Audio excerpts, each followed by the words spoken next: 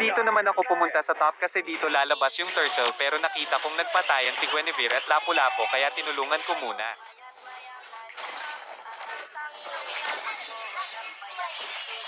Nakita ko dito ni Lapu-Lapu at Lancelot habang nagtuturtle ako. Pinapatapos ko lang yung SS ni Lapu-Lapu dito guys bago ako papasok.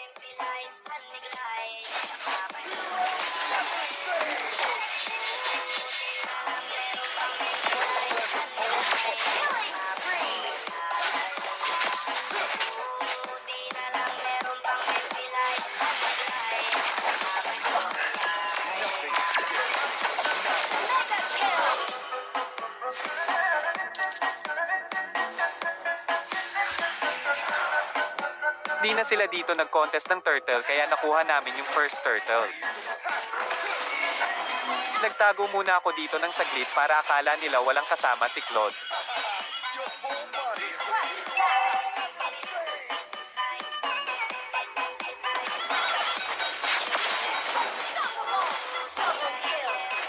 Nag-def dito si Lance sa bot lane pero di ko muna pinasok, abangan ko na lang dito.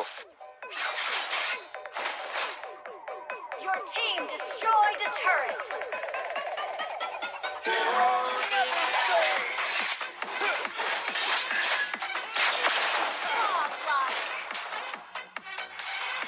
Kinuha ko na din tong blue buff ni Lancelot.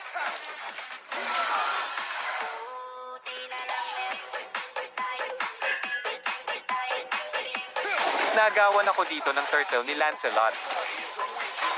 Tinamaan dito ng pana si Lancelot pero sakto sa SS ni Chang'e at Yeb kaya napites ako.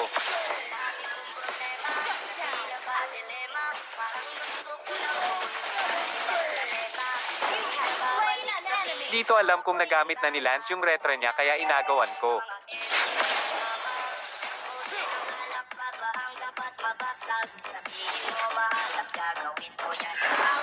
Nasa top yung Lance kaya kinuha ko yung blue niya.